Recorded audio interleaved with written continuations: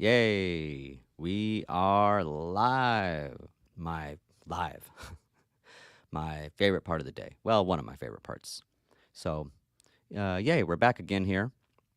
I'm going to wait just a few moments to see if we have a few people join us today. And then we'll kick it off. It'll be fun, awesome, cool, great. Yay. Going to talk about some classical music today. So, digging into what's the classical period all about and some of the composers and the time period, just, have a little fun. So we'll wait just a moment, everyone to get situated on the live stream. I'll get a little drink of water before we get going here. So glad to see everybody. I know there's always people joining us live, but I know a majority for music appreciation, the classical course, and I teach American music as well. I do these live lectures to keep everything like really current with, the lecture, the PowerPoint. I mean, of course, the content and the material. So not required to be here if you're taking the online class or for online hybrid, face to face. I do those live. I'm in the room with you. So and the goal here really is just trying to keep everything current. It's the best way for me to keep it current. So if you're taking hybrid or online, you're not required to be here when I'm recording them, but it's a little more fun for me, I think, just to, hey, let's launch it live and do it and and go and update, revise as needed. So yeah, we'll get a drink and we'll go in about 30 seconds here.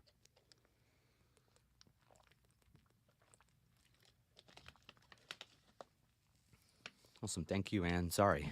Just want to make sure I have some water here. All right.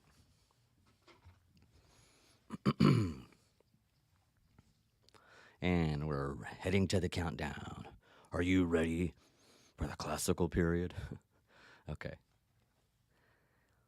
Yay! We are live. Welcome, everybody, once again. I'm Mr. Schermerhorn, music and percussion instructor at STC South Texas College. Today, we kick off the lecture series for the classical period with an overview of the era. Yeah. Let me make sure the PowerPoint is nice, clean, and visible for you. Okay, everything looks good there. Yeah, so what you're seeing there is the classical intro and overview, and then we'll get straight into the first topic, classicism in the arts for the classical period, kind of get a grapple understanding of all that. So there's 5 goals really for today. So number 1, we want to learn about classicism in the arts.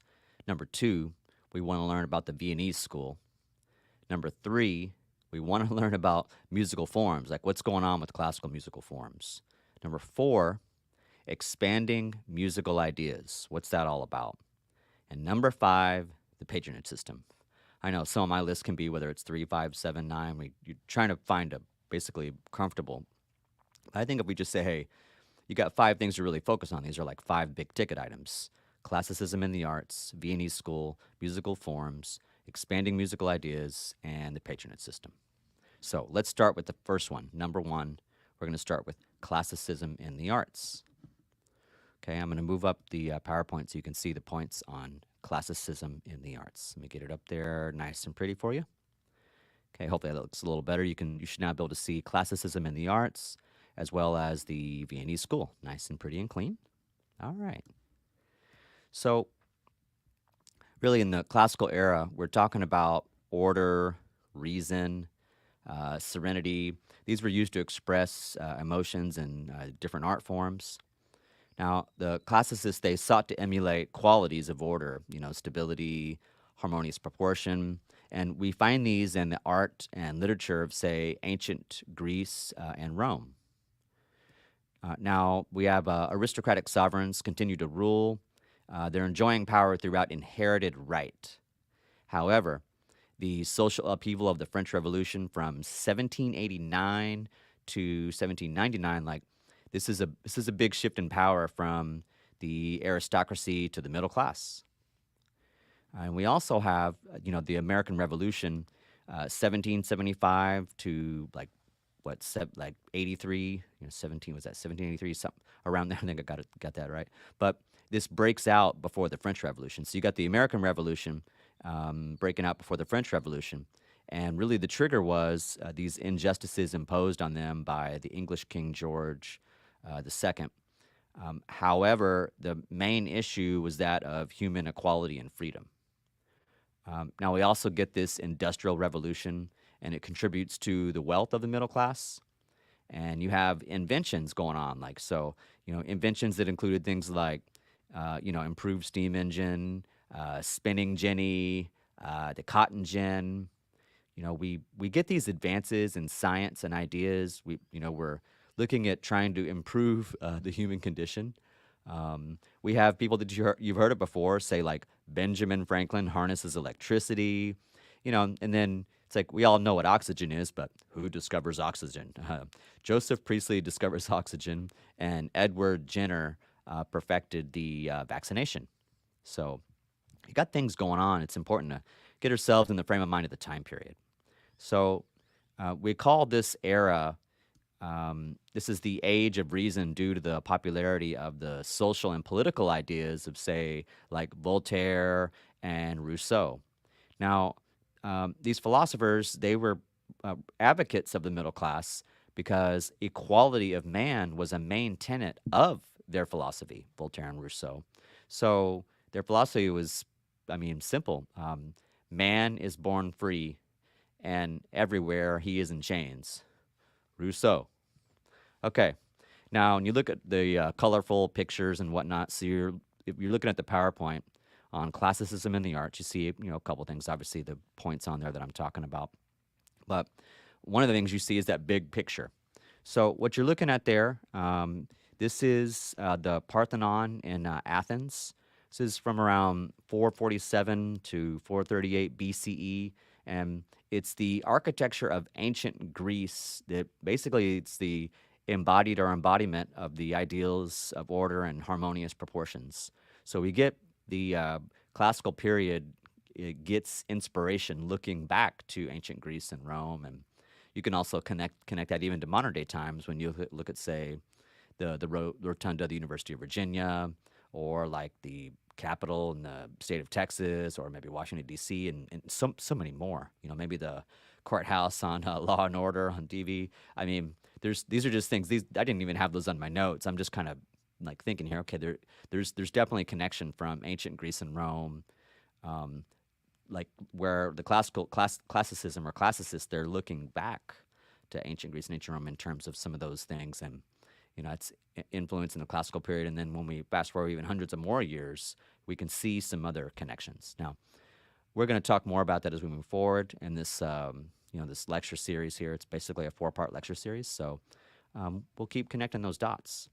Now, the other thing you're seeing, I just thought it's important to share with you is, you've heard me talk about this before in other lectures, is that, music is the favorite passion of my soul, Thomas Jefferson. Or you heard me say things, if you're not having fun, you're doing it wrong. Or enjoy the music, enjoy your life.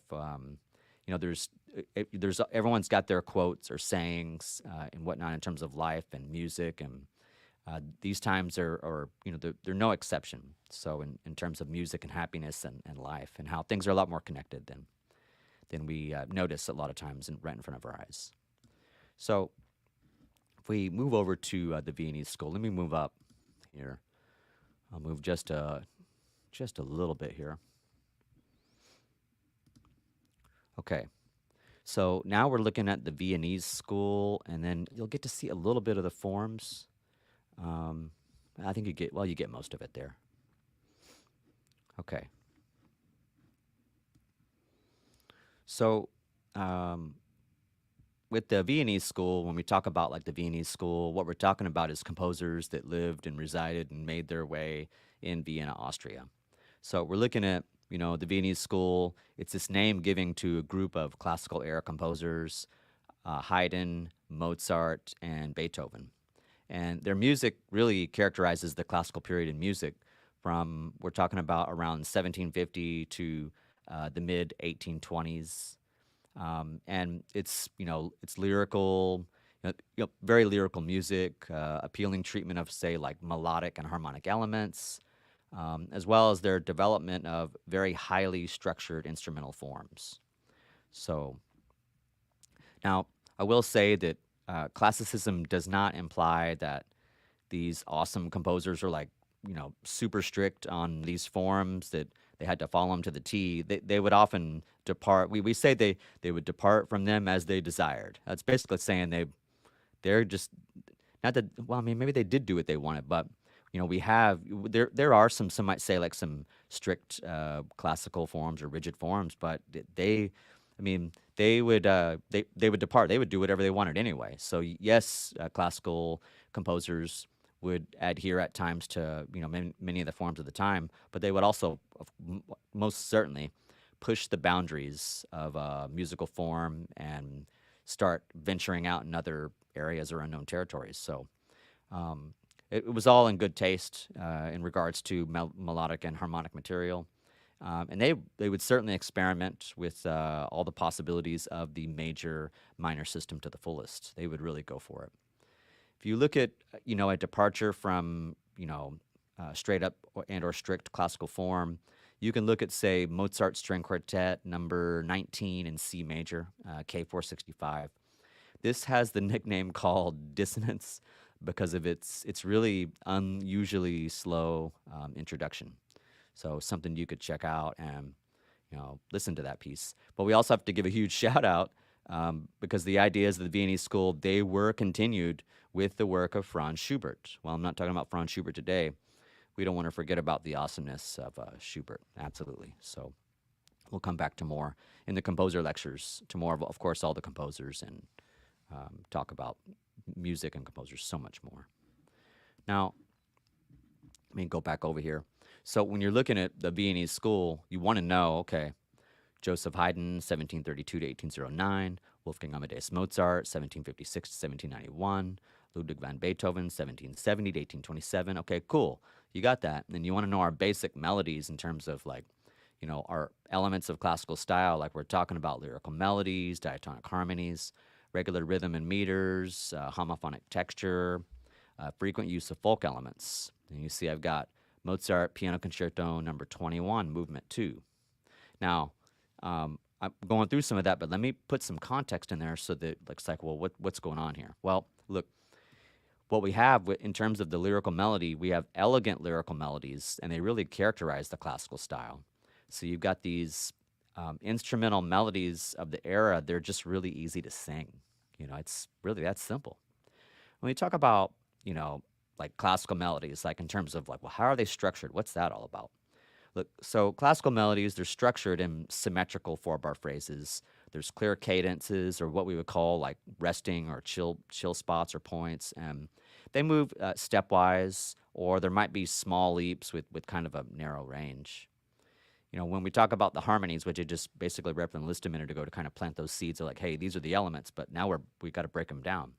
We talk about the harmonies, they're diatonic. So when we talk about harmonies, diatonic, that's basically they're built from the scale.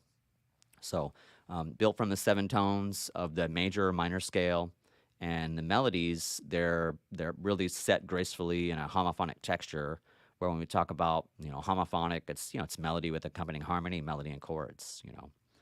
So now although we designed to cater to, I guess you could say, aristocratic elegance, the songs, the symphonies, the concerto, the string quartets, sonatas of the classical era, they exhibit the influence of the folk and popular elements present in the culture, of the times.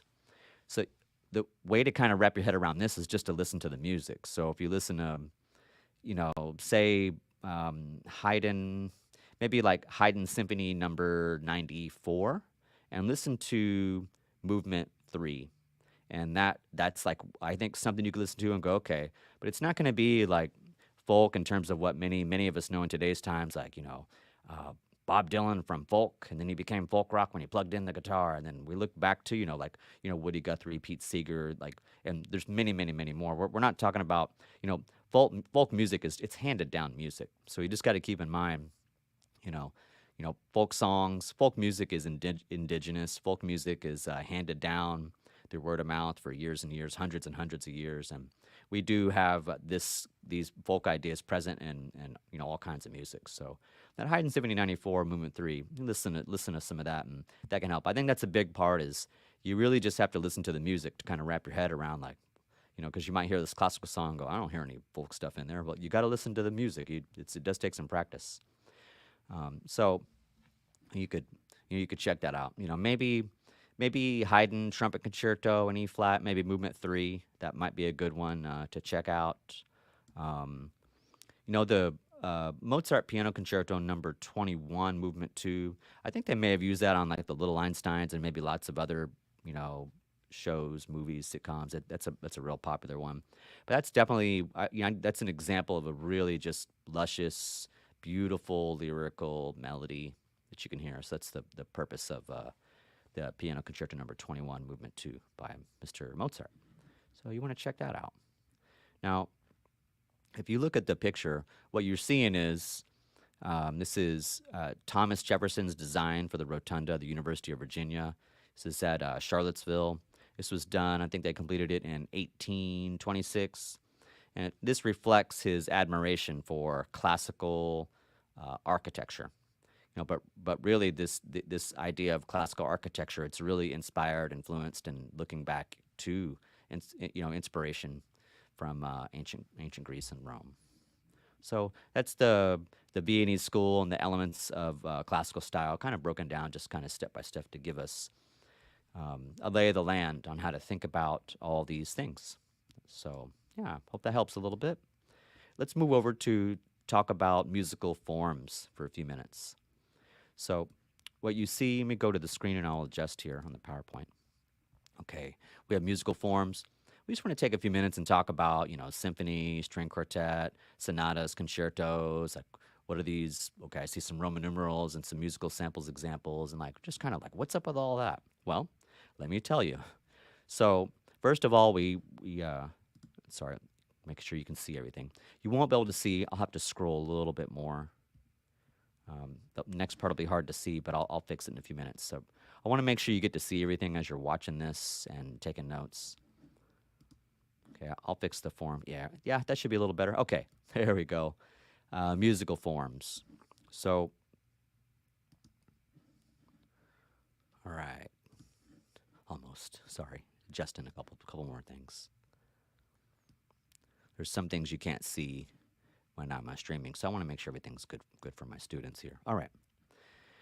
So with musical form, we want to know that. I mean, pretty much we hesitate to say like all, but I mean, at least in the classical period and maybe for many periods, a lot of music has some kind of a form to it.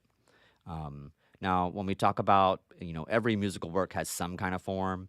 When we look at, say, before we even talk about what the different forms are and how do we make sense of all that, we want to make sure we remember a couple things. Number one, while you're looking at the screen, you see symphony. And while symphony is a form, symphony is also a performing ensemble with strings, woodwinds, brass, and percussion. But symphony is also a musical form that has 4 Roman numerals. Roman numeral 1 fast, Roman numeral 2 slow, Roman numeral 3 triple meter dance-like, and Roman numeral 4, fast. That's the short and sweet. There's more details than that, but that's the the skeletal or the basics of what is a symphony in terms of the ensemble and the form of music. Okay, you can see string quartet shares the Roman numeral 1, 2, 3, 4, fast, slow, dance-like, and fast. You can see the Roman numerals in terms of 1, 2, 3, 4. Then if you're at the gig, it's like when do you clap? All right, you clap after the last Roman numeral, not in between. So you don't clap in between 1, 2, 3, but when they get done playing 4, you're like, yeah, and you sorry, I move my hands and you clap. You clap after it's one of those things we talk about, like, concert etiquette. If you're attending a opera concert, if you're attending, opera, ballet, wind symphony, wind ensemble, the New York symphony, the like New York Symphony, Chicago Symphony, New York Phil. Sorry, the New York Phil. I mean, but you get the idea. No one like what you need to wear to the the concert hall. Like when do you clap? What do you wear? How's the seating, ushers? Like how does all that work? So kind of digging into that a little bit. So that helps. A really basic thing about that concert etiquette is if you know that the piece is only like 1 movement or 2 movements or 4 movements, it does kind of help a little bit. Now you got to listen to the music. That's super important. So, all right. Now, with the symphony string quartet sharing that same flow of four Roman numerals, and you see those tempos there with fast, slow, dance like, and fast. Then we want to get back over to really reminding what we've talked about before, which is absolute music is music with no pictorial or literary association. So in absolute music, form is essential because there's really no like prescribed story or text to hold the music together. So we need that. We need that form. Now, when we talk about multi-movement cycles, we're talking about it. It's got three or four movement. Like a multi-movement cycle is a three or four movement structure, and we find this in various genres such as the symphony, sonata, string quartet, or concerto. And basically, each movement of a cycle is in a prescribed form with the tempo that are often determined by the relative position of the movement. So when we have symphonies and string quartets, those are usually four movement works with the relationship of the movements as I've talked about a moment ago.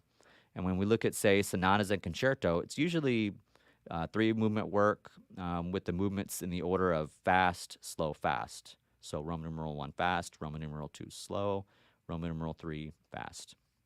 Now, in addition, each of the movements has an internal form that binds its elements into this unique artistic awesomeness, unit, amazing, however we can kind of phrase it however we want.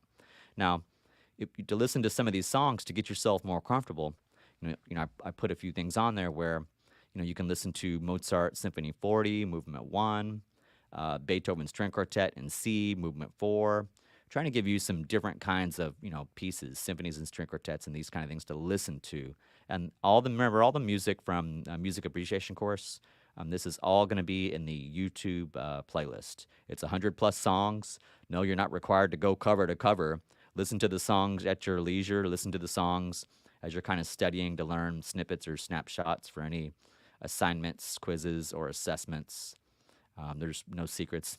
I don't test on hundreds of songs, but the idea is that the list is way smaller than that.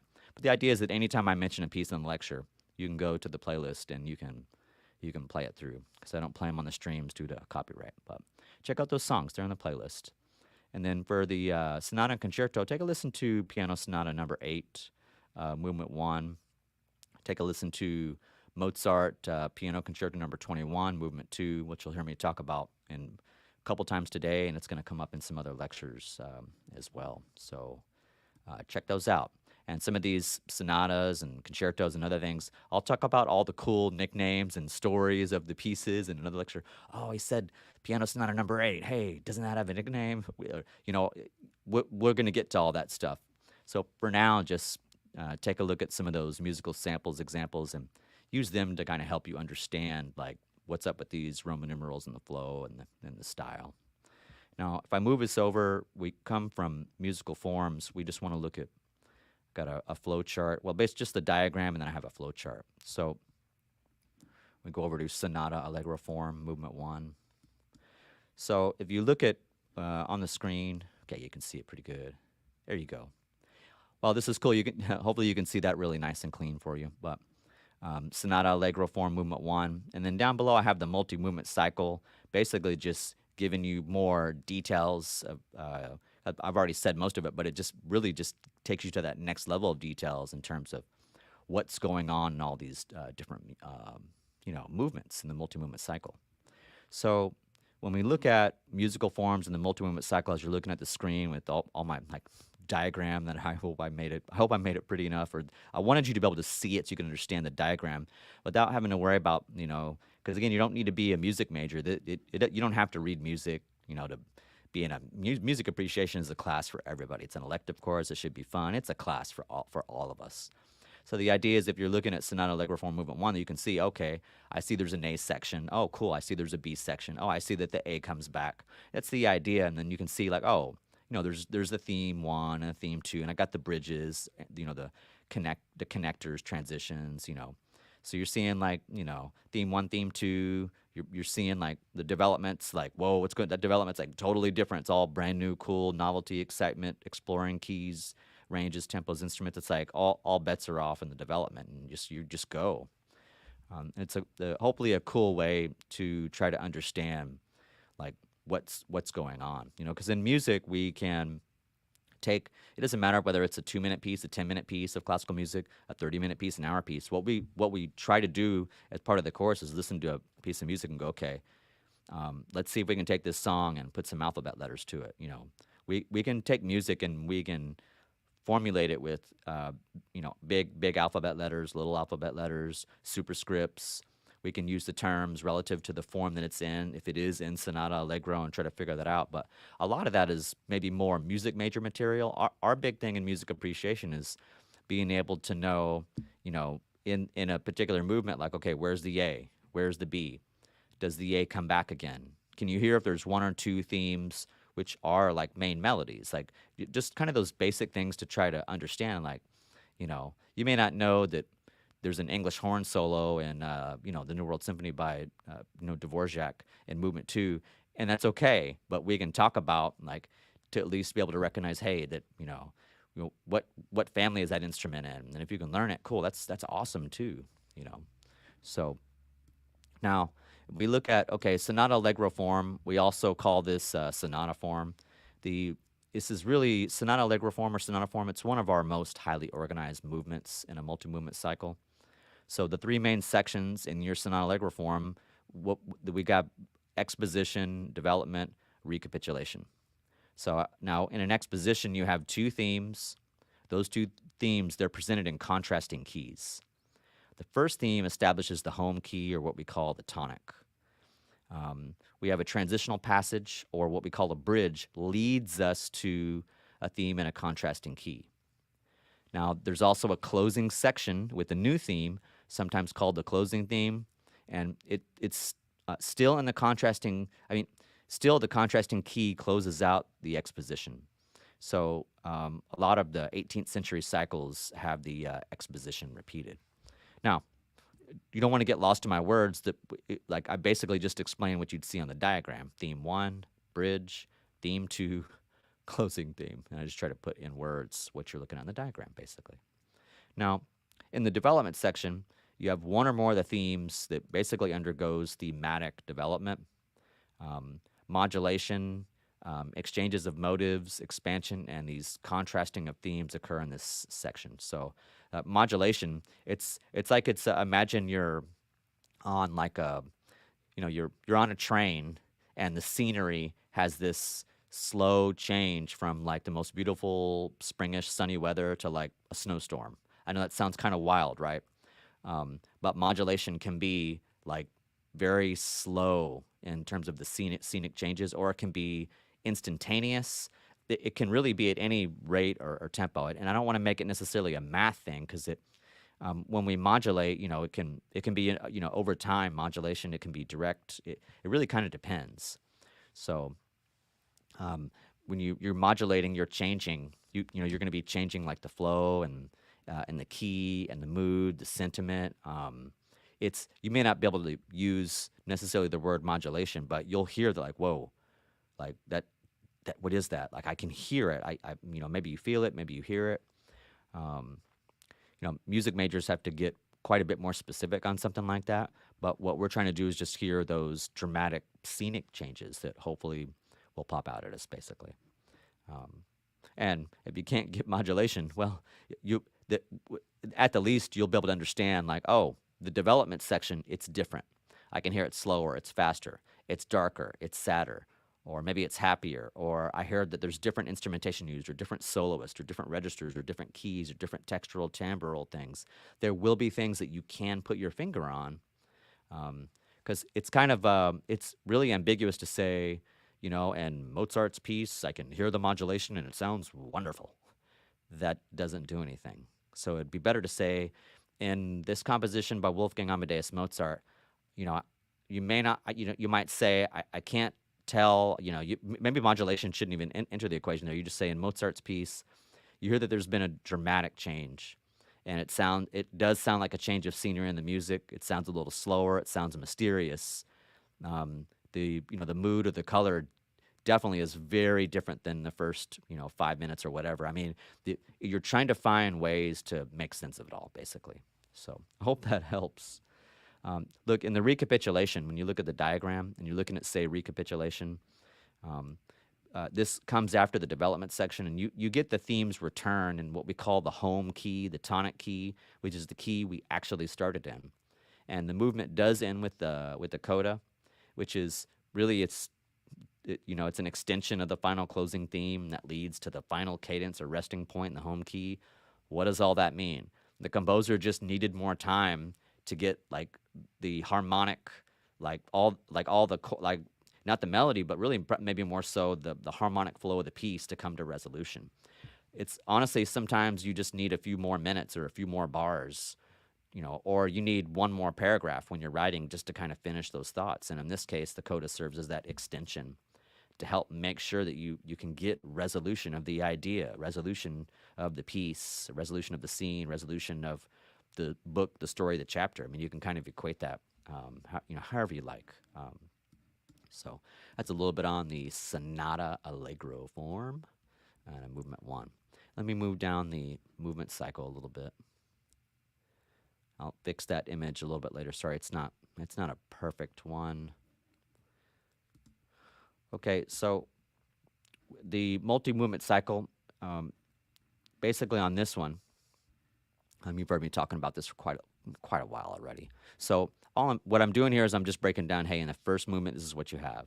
Like in the first movement of multi-movement cycle, long, dramatic, allegro, sonata allegro, tonic key, and then like if you want to listen to say night music or the first movement of night music, and then maybe Beethoven Symphony 5, Movement 1, those are great to get like your vibe and understanding of like what happens in a first movement of a multi-movement cycle.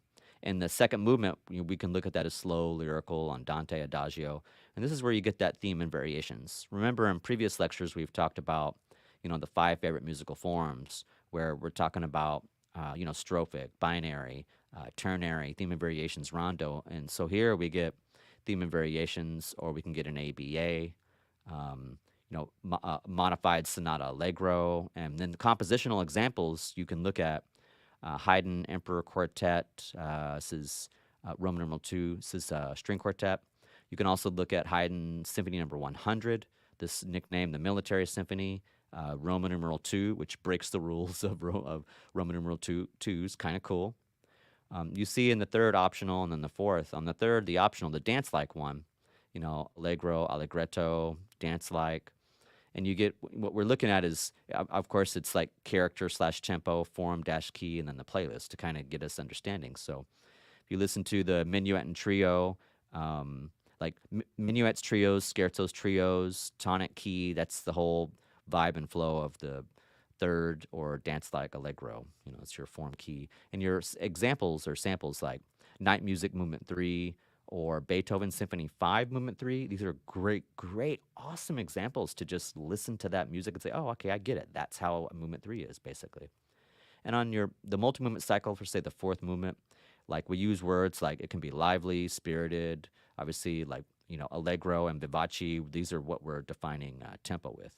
So when we say character, like lively and spirited, that's the character. When we say tempo, allegro and vivace. And I'm not going to go back and repeat everything, but that's basically what you're doing, where it's like in the chart, it goes character and then the tempo, form, and then the key, and then, of course, the playlist. So I didn't specify that a minute ago, but hopefully that helps as you're watching to kind of get the groove on here.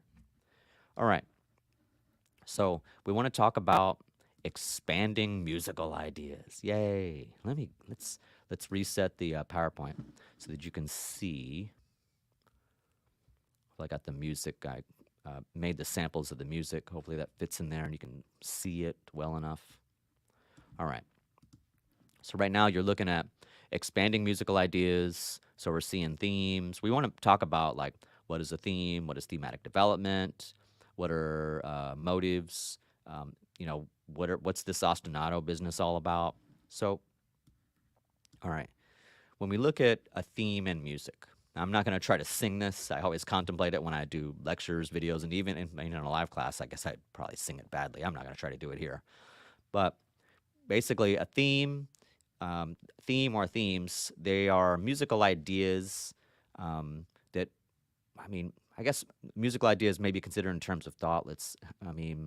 I guess when I think of themes, I think like It's musical thoughts or ideas that are basically used as the building blocks in the construction of like a composition.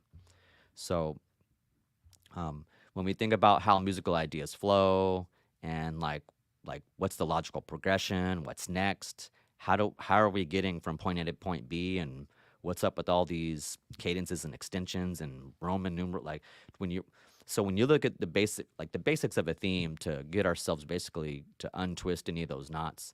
Themes are the musical thoughts and ideas used as building blocks in the construction of a composition. All right, hopefully I said it better the second time. Now, if you look at, say, what I have on the screen now, you don't have to read music, it's all good.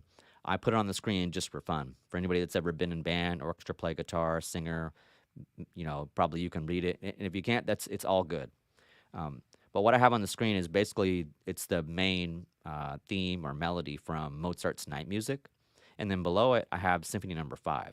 So all you really have to do is go to the YouTube playlist and listen to Mozart's A Little Night Music, the first few bars, in this case the first 4 bars, but it's like, I don't know what you're talking, Mr. S bars. Just listen to the night music.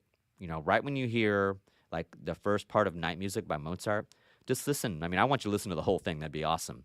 But at least if you listen to the first, 15, 20, 30 seconds, you're going to hear like this really, really important melody in Mozart's Night Music. And this can be heard in movies like The Net. This can be heard on Little Einsteins. This can be heard on. There's all kinds of like candy, sitcoms, commercials, movies. You'll listen to this and go, whoa, I know that already. I didn't know that was Mozart. Or maybe you did. But you're going to hear it and go, whoa, I know this. And it's the same thing with Beethoven Symphony 5, where I'm not going to sing it here. As I said, I contemplate it. But with Mozart's Night Music and Beethoven 5, they let you, if you really listen to the music, we're not saying for hours and hours and hours, just listen to the snippets of these main themes and or melodies or motives. And you start to understand, okay, if I really want to know what a theme in music is, Mozart is an awesome place to start in terms of a theme, because I can listen to night music and I got this. It's a musical thought, it's an idea, it's a theme, but it is a melody. So when we look at if you take a theme and you look at what we call thematic development, when we take a theme and it develops over time, what we're doing is basically, we could say thematic development is the expansion of a theme achieved by varying different elements. Maybe you vary the melody, melodic outline, you vary the rhythm, maybe there's some variation, changes in the harmony. Um, Thematic development does require quite a lot of imagination and skill. It's a lot of heavy lifting for the composer, but it's really a very, very important technique in the creation of really any piece of music, is developing that theme. So you could listen to pieces like Henry Purcell's Rondo from Abdulazar. You could listen to Hector Berlioz's Symphony Fantastique. Hector Berlioz, I could say that a little easier. Hector Berlioz Symphony Fantastique. So you could check those out on the Music Appreciation YouTube playlist to see how they do some of that thematic development. The cool thing about the pieces I mentioned is you probably have heard them before. Like, for example, Henry Purcell, that main melody or theme from the Rondo from Abdulazar. That's actually in an assignment that I use every semester and have been for years and will continue to do so. It's where we learn about the instruments of the symphony orchestra, and the composition is called Young Person's Guide to the Orchestra, Benjamin Britten, and he takes that melody from Purcell's Rondo from Abdulazar and puts that in a Young Person's Guide. So that'll be quite familiar to everybody in the course, whether it's today or yesterday or years from now when people are checking this out. Or, I'll update the video, of course, by then. And Hector Berlioz, it's one of our big, Symphony Fantastique is one of these big compositions in terms of programmatic music, where Symphony Fantastique, it breaks the rules of the symphony. It has 5 movements, which is awesome, cool. We have basic, standards, rules, but you don't get those new awesome, cool things unless people either push the boundaries or depart from the forms, or say, hey, we're gonna do this in the form, and it's gonna create something new or a variation of the form. But the Symphony Fantastique, I mean, it's about, him and, Harriet Smithson, and it's interesting, and I'll talk more about the story behind that song a little bit later. I feel like I want to tell the whole story to you right now, but it's a real piece of music. It's about something. Um, Now, not everything that happened in the actual story like happened in real life, but the realness in Symphony Fantastique is Hector Berlioz is one of our well-known, awesome, great, amazing composers. Um, the character melody that's in the piece, I would say I say character melody, but the ID fix, which which I refer to as a character melody, or many of us do ID fix, character melody. It's really the same thing. That character melody or ID fix in Berlioz's Symphony Fantastique, that melody is his beloved, which is her name. Her real name is Harriet Smithson, and they were together. That was his beloved. So we're going to come back to that. We're going to come back to that story, talking more about programmatic music. We talked about programmatic music, say with Antonio Vivaldi and the Four Seasons and what that's all about in the Italian sonnet, i.e., the poem. And we talk more about it again with Berlioz and other parts of the course. So check out the Music Appreciation YouTube playlist and stay tuned for more stories behind the music. So we'll kind of pause the Berlioz story and come back. Now, you've already heard me talk about like motives. So if you listen to the Mozart night music, you don't have to read any of the music on the screen. What you do need to do is be able to define, like when I say a theme, you have to know, how do you put a theme into words? How do you put motive into words? And what are musical samples or examples that you can listen to help get you to understand that particular vocabulary word? So remember, like when we're talking about a theme, if you want to know how to define a theme is defined as the musical thoughts or ideas used as building blocks in the construction of a composition. And what's the piece you got to listen to? Night Music by Mozart. When you're looking at motives, we can take a theme and divide it into motives, which are basically its smallest melodic or rhythmic units. Or conversely, the motives could be connected in order to create themes that may be quite expansive. So then how can you wrap your head around all that? Well, Beethoven Symphony 5 is a great place to start to learn about motives. Now, motives are often treated in sequence. That is, they are repeated at higher or lower levels. And you see the musical notation on the screen that really comprises the first theme of Beethoven Symphony Number 5. And it is treated as a sequence if you continue listening in the piece. So check that out. All right, that's expanding. Now, another expansion of our musical ideas before we go over to the patronage system stories. Let me move this up a little bit. I tried to make those colors. I'm not super artsy, but maybe I should play with the colors a little bit more.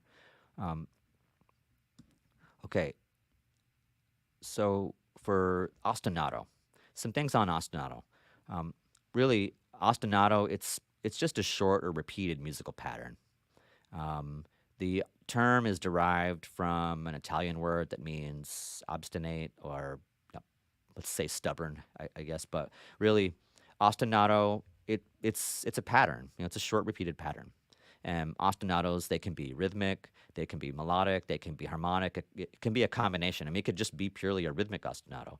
It could be a harmonic and rhythmic ostinato. It could be melodic ostinato. There's not a lot of rules here aside from the repetitive nature of it going, just over and over again. So there's two examples you could listen to. Now there's tons of examples, but where can you start? All right, if I could talk. Let's say if you listen to maybe like Pachelbel's Canon in D. If you go to YouTube, and I'll add this to the list if I haven't already, but if you listen to Pachelbel's Canon in D, there's beautiful melodic lines. It's got an imitative polyphonic setting, basically over this constantly repeated series of notes in the bass. And as complicated as that might sound when you heard me say it, going, what is he talking about?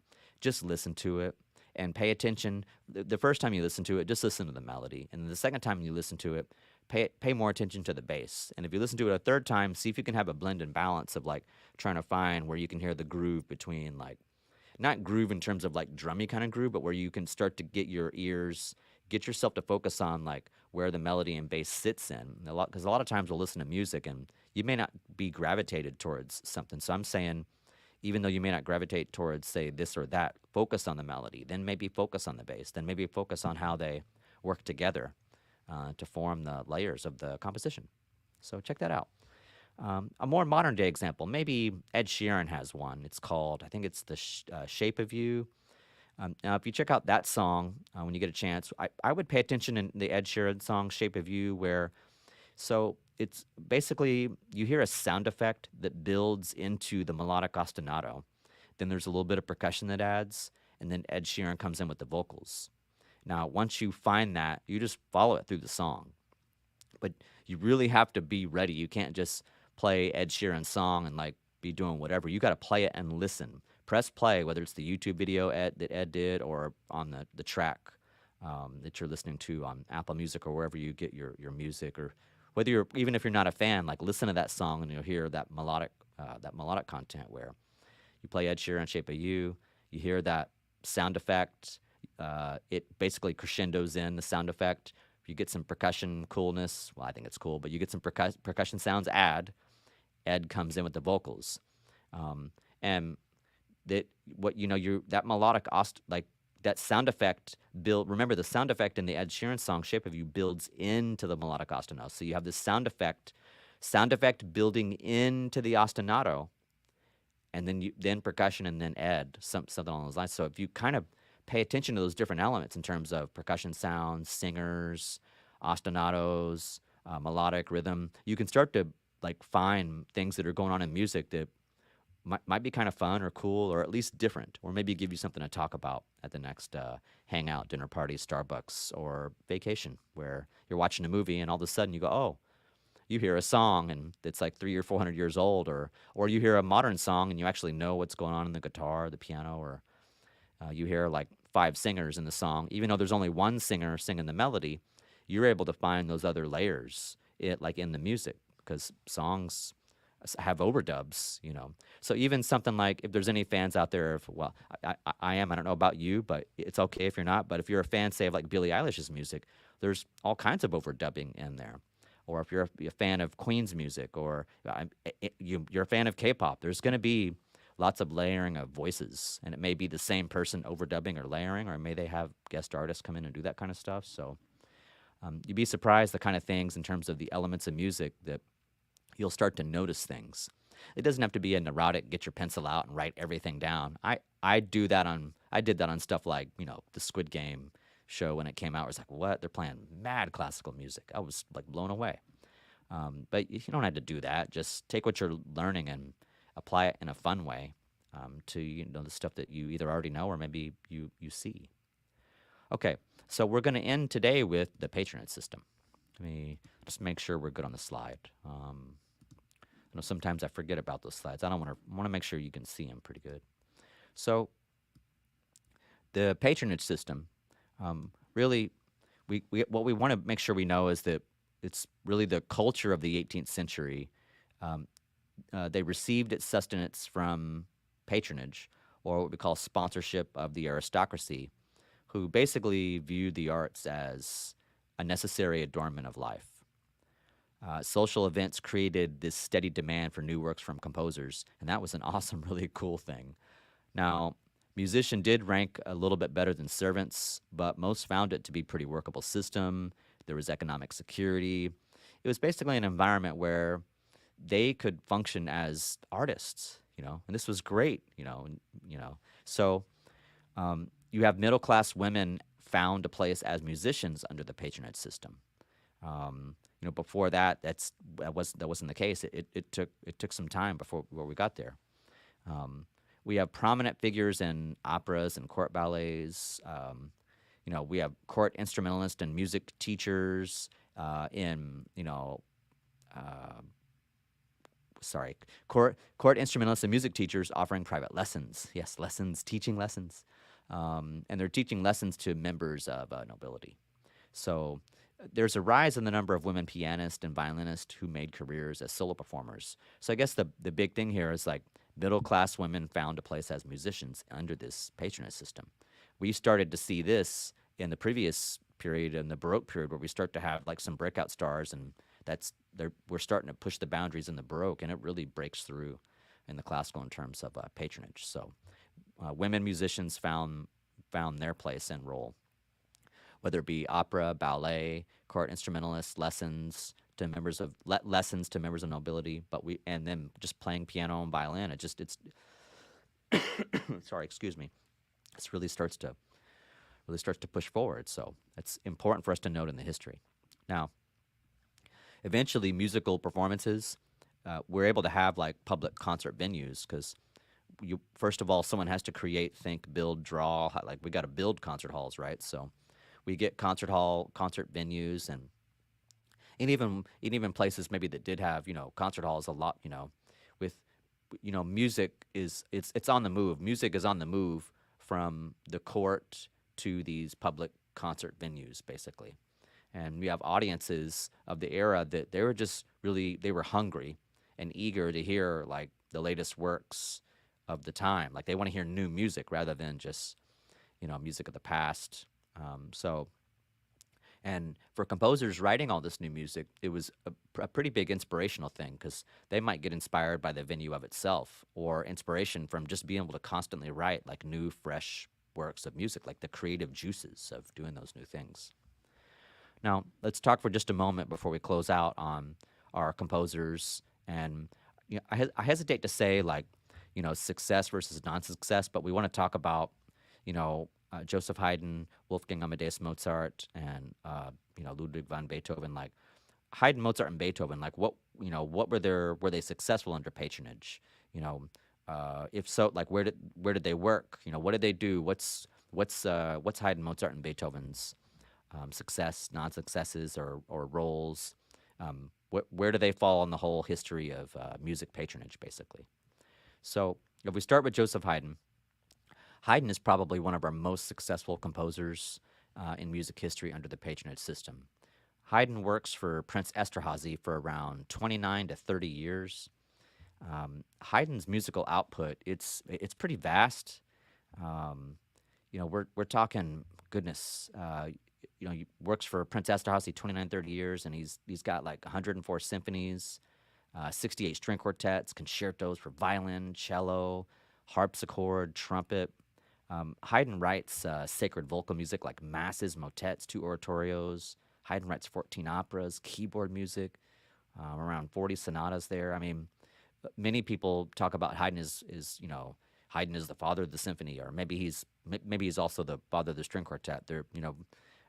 There's certainly some things to consider there. I mean, composers like Mozart and many others have looked to Haydn to write string quartets and of course symphonies. As Haydn serves as one of our role models there. So it's a lot of works, but all the works that's he wrote those works throughout his entire lifetime. That's not like he works under the Prince and that's where everything was. Basically, I was just saying like, hey, we're talking Haydn is very successful under patronage, and 29 to 30 years is a long time. And I listed a majority of works, just giving you in terms of his life. But Haydn was very successful under patronage, and 29 to 30 years is a long time, and he's got a vast output. Now, if we look over to Wolfgang Amadeus Mozart, Mozart's father, Leopold, was a successful court musician working under the patronage system. Mozart's father, Leopold, he played keyboard, violin, an awesome pedagogue, wrote a violin book. Mozart's father taught Mozart and his sister Nana Earl pretty much everything they know in terms of academic and music and theory and ear training and playing with his kids. It was like the parent lottery kind of thing. So with Mozart, he did get a position. Of course, his dad had taught him and helped get him the right, taught him stuff, got him the right connections. In previous lectures, we've talked about how we see Mozart as the face of child prodigy because he's eidetic memory, photographic memory. Mozart, he had loving family, hits the parent lottery. Mozart was doing tours before his feet could probably touch the ground, and Mozart had perfect pitch. He has a lot of things that are in his favor and helping him to become what we know today as the face of child prodigy. So I know we've talked about that a little bit in a previous lecture, and I'll talk about it one more time in some more depth connected to some specific compositions coming up. So look, some people say Mozart failed under patronage or that Mozart wasn't successful under patronage, and it goes on and on and on. But the big thing with Mozart and patronage is not that he failed or he was successful or not successful. It's just Mozart, he had a love for opera. And so what happened is while there's tons of stories about, how Mozart left his court position, you know, Mozart was working for the Salzburg court, and he left to pursue his dreams of writing opera. So and they talk about how, well, that maybe Mozart didn't make the kind of money he wanted to make, or it was too strict, or maybe because Mozart was maybe too unfiltered at times. Maybe there's so many stories about Mozart and why he left that particular position. But the one thread, the one common denominator that we all always come back to that we know is like the one that I guess everybody could say they agree on or has the most weight is Mozart left his position at the Salzburg court to pursue his dreams of writing opera. And he does. Mozart writes, I think we're talking maybe 23 or so string quartets. He writes serenades like night music. Mozart writes 17 piano sonatas, 40 plus symphonies. Mozart writes 27 piano concertos. Mozart gives us 5 violin concertos, clarinet concerto, oboe concerto, French horn and bassoon concertos as well. It's like, whoa, it's some serious business here. Mozart writes what we call serious opera, like the Magic Flute would be. But he wrote, arguably, maybe this is some of his favorites. I may be going on, this may be a stretch, but Mozart's comedic opera, like The Marriage of Figaro and Don Giovanni, he's bringing the heat. Magic Flute brings the heat too on the seriousness. So some stuff for Mozart that we'll come back to more of the pieces and more of his life later. This is the intro and overview kind of stuff here. So hopefully you're enjoying that. Now, if we go to our last composer in terms of, well, was Beethoven successful under patronage, or what is Beethoven's experience, or how do we view Beethoven in the history of music patronage? Well, Beethoven was successful under what we'd call, say, modified patronage. So modified patronage would be like Beethoven performed and would get paid. Beethoven would give lessons and get paid. Beethoven would publish his music and he'd get paid for it. And Beethoven would also, get gifts. Now, I don't know if somebody was like knocking on his door and bringing him stuff, or if it was just, like lucky gifts, knocking on the door gifts. But Beethoven was, in Beethoven's time, there was a lot of love in terms of, hey, man, this teacher's pretty cool. Let's give him a present kind of thing. I'm sure there's plenty of stories. I'm not sharing any stories, not really today. I mean, like partials, but we'll get into more stories behind the music in another lecture. That's so you've got Haydn, our most successful, arguably one of the most successful under patronage, 29, 30 years with Esterhazy. You got Mozart, who was doing okay with patronage, but he left to do to write opera and of course all kinds of other music. His musical output is pretty vast too. You're talking Beethoven 1756, Mozart 1756 to 1791. It's like you're 35, just shy of your 36th birthday, and you look to say like Beethoven, where you're talking, Beethoven. That's like, man, what do we get? He gets 57 years. We're talking like I think 1770 to 1827. So some of these composers get more or less years to kind of do their thing, and they're making their way through life, creating their art and sharing that with the world. Okay, so with Beethoven and modified patronage, just remember, performed, gave lessons, published music, and gifts. Those are the 4 things for modified patronage. And if we highlight some of Beethoven's music, like Beethoven writes 9 symphonies, Beethoven writes overtures, concertos, like 5 concertos for piano. He writes a concerto for violin. Beethoven's writing all kinds of chamber music, string quartets, piano trios, sonatas for violin, cello, and wind chamber music. Beethoven writes 32 piano sonatas, including the Pathetique Sonata and the Moonlight Sonata, which we're going to talk more about later. Beethoven writes other piano music like for Elise. Beethoven writes an opera called Fidelio, choral music. Oh my gosh, it just, and so much more. It's like the list can keep going. So that's the basics of patronage. So I think that's a full meal, full course deal on understanding classicism in the arts, the Viennese school or Viennese classical school, which we're talking about those composers that lived, resided, and worked in Vienna, Austria to create this. Schubert, of course, keeping that going amongst other composers and artists of the times. It takes us through understanding the basics of, classical, musical forms, the expanding ideas of the time, and the patronage system. So I'll scroll back up to the PowerPoint. I think probably the thing that I'll want to visit more, which I didn't do as much of today in terms of the form, as I'm sure it's probably crossing your mind as I'm scrolling up here, is, I talked a lot about, not a lot, but I'm talking about symphony and string quartet. I didn't say enough about like sonata and concerto, and maybe enough about the vibe and flow of string quartet. What I want to say about musical forms before we roll out of here, before we finish here, is that the idea is I want to get you comfortable with like the multi-movement cycle in terms of symphony, string quartet, and the four movements, sonata, concerto, and the three movements, and basically the style and flow, and then give you some pieces to listen to. But I am going to come back when we talk about specific, like when we talk about like a Beethoven symphony or a Haydn string quartet and sonatas concertos. I'm going to talk about what's going on in, like, are there cadenzas and solos, and like what does that fast really mean, and what's the character. So I am going to come back to some of those form things. I know it's going to be on people's mind, like, hey, like it's like, but remember, we're talking about the intro and overview. So when we talk about a very specific composition, which we will be talking about, like the Haydn string quartet, and we are going to dig into night music. Like I'm going to do a lecture on those pieces and talk about like what's going on there. So we'll go further on, not on the full on form, but understanding like what's happening in the music, the character, the melodies, that kind of thing. And I'll reiterate the basics of the form, of course.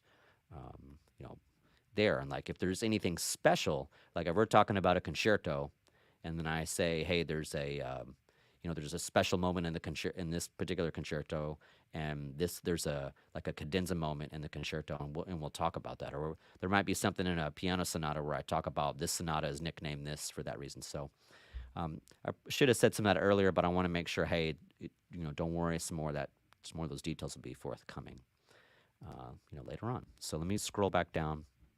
Patronage system. Yeah, I think we're good to go. I'm going to come back up, double check for the wrap. If it shows, okay, yay. Trying to make sure you get to see the end, but also see the wrap at the tippy top. So yeah, I think that's it for today, everybody. That was a lot of fun. I think, as I always say, that's a wrap for today. Stay tuned for my next lecture, where we get to talk about Haydn and Mozart and classical chamber music. I'm Professor Ron. Enjoy the music, and I'll see you in the next one. Bye, everybody.